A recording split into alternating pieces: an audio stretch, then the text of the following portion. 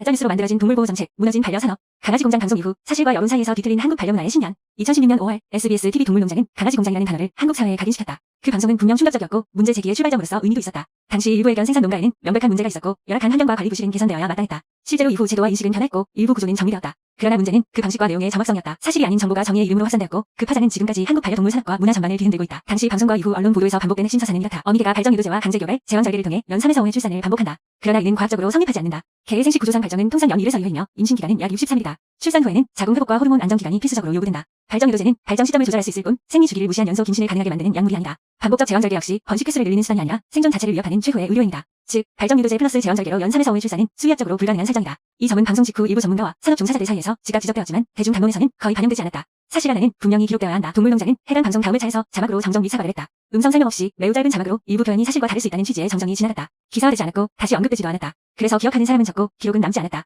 그러나 이 자막 사과의 존재는 당시 방송 내용 중 일부가 사실과 달랐음을 제작진 역시 인지하고 있었음을 보여주는 정황이다. 문제는 사과는 사라지고 자극적인 서사만 남았다는 점이다. 강아지 공장 이슈 이전 한국 반려동물 산업은 무지사 속에서도 나름의 발전 경로를 밟고 있었다. 2000년대 중반 가축분 요철 시설 기준이 적용되며 애견 농장과 애견 훈련소는 신고 관리 체계로 편입됐다. 이 기준을 충족하지 못한 곳들은 폐업했고 일부 수련구역 시설은 극히 제한적인 보상을 받았다. 보상까지는 오랜 시간이 걸렸고 금액 역시 충분하지 않았다. 동시에 산업 현장에서는 동물복지가 먼저 작동하고 있었다. 애견 카페, 애견 유치원, 애견 미용실, 폐마트가 전국적으로 확산됐고 반려견 전람회와 박람회는 엑스코 등 대형 전시장을 돌며 열렸다. 고가의 혈통견이 수입 수출되었고 브리더와 핸들러들은 해외 유학을 다니며 국제 교류를 이어갔다. 애견학과가 개설되고 국가는 이를 굴뚝 없는 산업으로 장려했다. 그 시기 대한민국은 개고기 소비국가이기도 했지만 동시에 아시아에서 가장 역동적인 반려견 산업국가 중 하나였다. 펫숍 유통 구조에도 분명한 문제는 존재했다. 입양 후 3일 이내 폐사 시에만 보상이 가능했던 관행, 파보 바이러스로 입원 치료를 받아도 3일을 넘기면 보상받을 수 없었던 구조는 이후 사회적 문제 제기 끝에 15일 기준으로 개선되었다. 또한 화이트 포메라니안으로 수백만 원에 분양된 강아지가 성장 후 스피츠리거나 스피츠 포메라니안 믹스로 확인된 사례들에 대해 법원은 소비자에게 보상해야 한다는 판결을 내렸다. 이 변화들은 모두 산업 내부 문제를 법과 제도로 바로잡아가는 과정이었다. 그러나 2016년 5월 이후 상황은 급변했다. 연 3에서 5회 출산, 10년이면 500마리, 연간 10만 마리 유기라는 계산식은 사실 검증 없이 확산되었고 국민적 분노는 폭발했다. 정치권, 행정, 언론 모두 이 사설을 그대로 받아들였다. 그 결과 동물농장은 높은 시청률을 기록했고 방송 직후 동물보호단체에는 하루 만에 수억 원의 후원금이 모였다는 이야기가 업계에 퍼졌다.